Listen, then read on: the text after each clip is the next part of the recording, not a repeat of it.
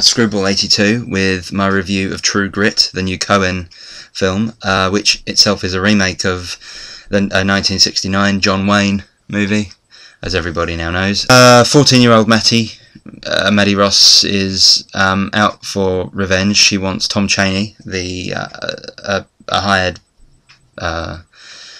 hand of who killed her father, to be brought to justice and hanged. She's quite blatant about it.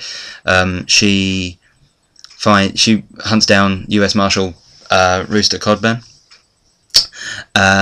and under much duress, he agrees to take her, and well, actually, no, he doesn't agree to take her. She sort of ambushes him and comes along anyway.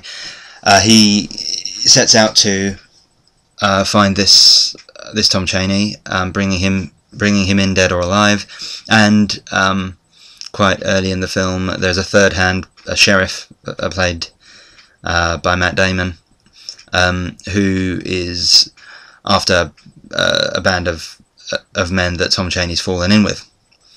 I was excited about this film, going into this movie, for various reasons. I'm a Coen fan. I like the majority of what they do. I'd understood that Haley Steinfeld gave a magnificent performance, and I'm a huge Jeff Bridges fan. I said recently to somebody he might be sort of the best actor of his generation, and it's just that nobody knows it. And as much as I said it sort of tongue-in-cheek, another friend of mine, made the comment that it might not be untrue. Rather famously, the Coens didn't refer to, or they say they didn't refer to, the original movie. Now, I think they may have been slightly, possibly misquoted in that regard. I think what they mean is that they're not trying to remake the film. People have taken it to mean that they never saw the original. I don't know that that's true, because if you've seen any clips of the original, that visually some parts of it are strikingly, close.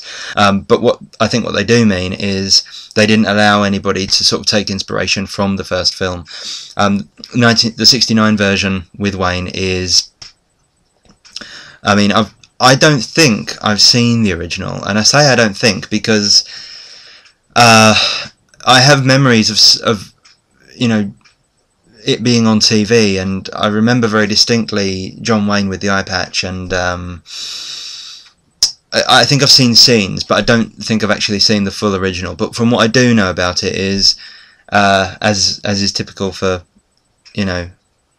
for all those kind of John Wayne westerns, then it's a bit twee, and it's a bit sort of I'd refer to it as gung-ho. And so the Coens have gone ahead and made it from the book. Now, I've not read it, and I want to say now, I don't have any real memory of ever seeing the first film, and having never read the book, I'm judging this purely as the Coens movie. It strikes me, even though I haven't read it, watching the movie, it struck me that I got the sense that the film feels far more literary than what the original probably did. I got the immediate impression pretty quickly in the film that this is probably a book that is very layered and very... The film gave the impression that the book has a classic style to it, if that makes sense. It is essentially it's a performance film. Ultimately, it all kind of rests on how well you buy as with sort of oddly with previous Coen films like Fargo, it's very much about the character exchanges and what they're saying to each other and what they think of each other and their interaction with each other and their understanding of each other's position, and that's what the film rests on. That's where most of the enjoyment of the movie comes from. It's strange. It's a film that actually I found the plot ended up kind of taking a backseat to what the dialogue was doing and what the characters were, how they were with each other. I don't know if I'm alone in that experience, but I find that tends to often be I don't know if that's from the book or, if that's just what the Coens do anyway, because that tends to be the case with a lot of what they do. Yeah, performance is excellent. I mean, like I say, I'm a massive Jeff Bridges fan, and you know, you were going to. Oh, it was inevitable that you were going to get these comparisons. Who's the better rooster? And at the end of the day, I think it's a bit of a silly comparison, because you know, you've got two different actors playing it completely different ways. One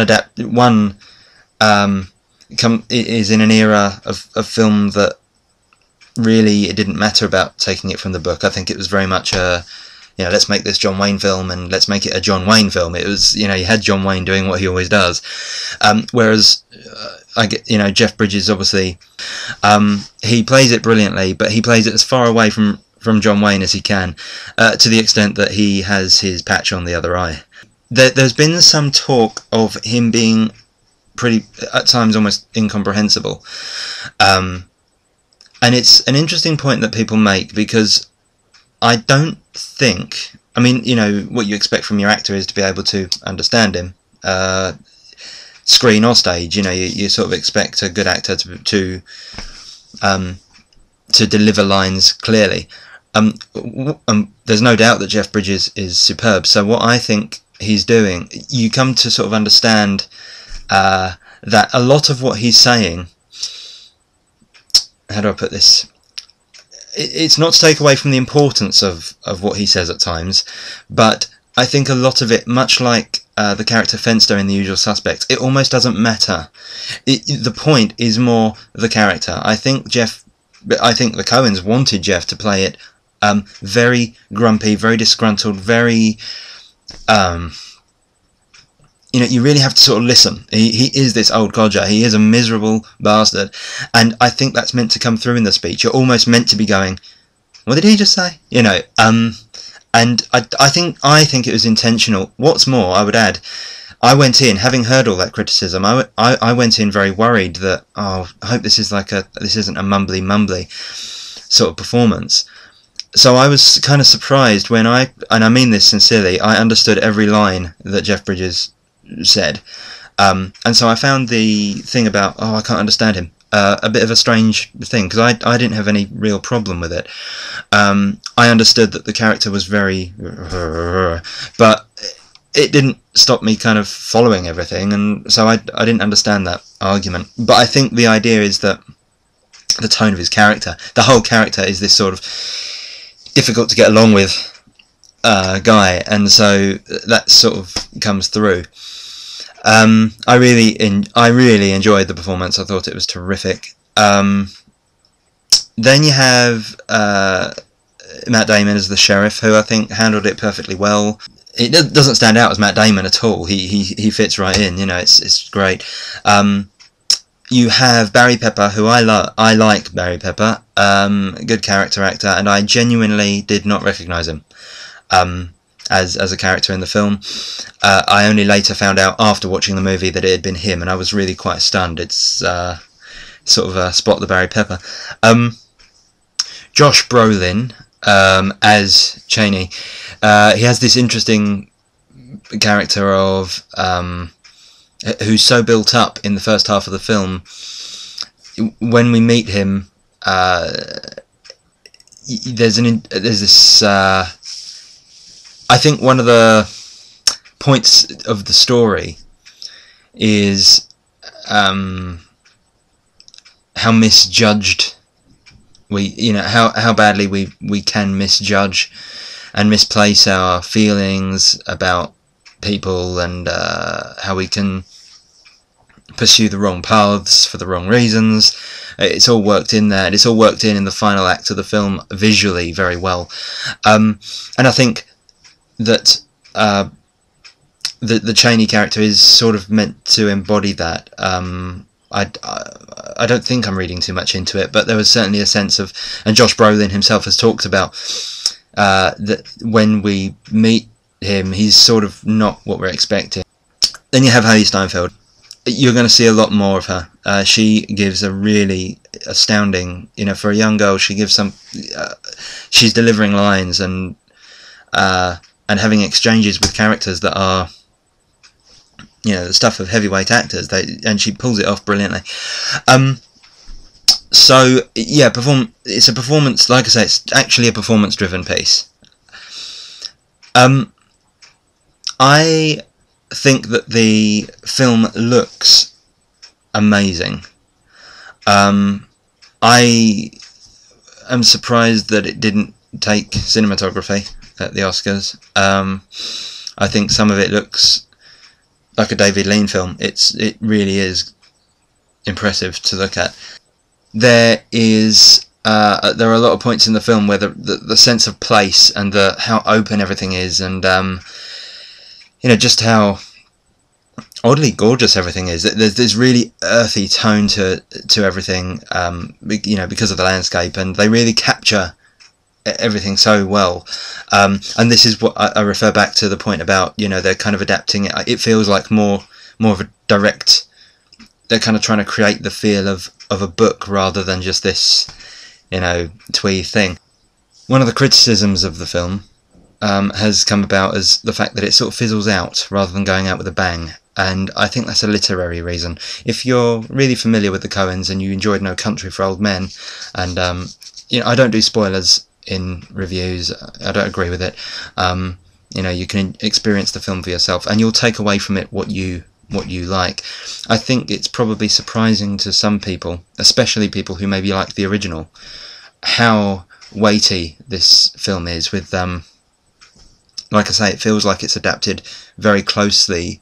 It's taken a lot of sort of a lot of the metaphorical stuff from the book and the stuff that worked in words, and sort of put it on screen directly. I can kind of understand somebody maybe not liking the ending very much, but it's hard for me to say that I didn't like it, because I took something away from it that I think you're meant to take away from it. But like I say, to say what I took away from it would almost be sort of to spoil your experience a bit. So I think there's a very distinct point to the movie, and it's talking about something, underneath it all. The story of True Grit ultimately has a point. So I went away from it happy. I thought it was fine. As far as my own criticisms of the film, there was just, again, I'm not going to spoil it, but something that took it a notch down from perfect for me was that there was one point in the movie that I think was sort of supposed to be, funny or offbeat funny, and it didn't really sit with the rest of the film for me. And like I said, I'd be very interested, anyone who sees this video, if you've seen True Grit, or indeed if you're going to see True Grit, leave me a comment. Let me know if you picked anything out of the film, because there's one scene that I felt I would have cut. I would have put it on the cutting room floor. It just didn't work for me. Beyond that, I have to say I felt very strange in the cinema. I felt like I was in on some joke, that only a few people got, because almost every scene there was something about it that was making me giggle. Don't get me wrong, True Grit is not a comedy. It's not played as a comedy, and yet it's got that kind of Coen touch of humour that only they can do. So even when it does serious, it does it really well. But most of the film has this sort of undercurrent of humour that I just found really, really, really good, barring that one scene that didn't work. That's my only criticism of the film. It looks great, performances are great. It's just a really, really kind of good, solid story, and I definitely recommend it to Coen fans. I recommend it to Western fans, and if you're a really big film freak, then you're probably going to get a lot from it. I'm hard pushed to say that it's a masterpiece, but I thought it was really good. I highly recommend it. I give it 9 out of 10. And that's that. I hope you enjoyed, and more reviews on the way. Thanks.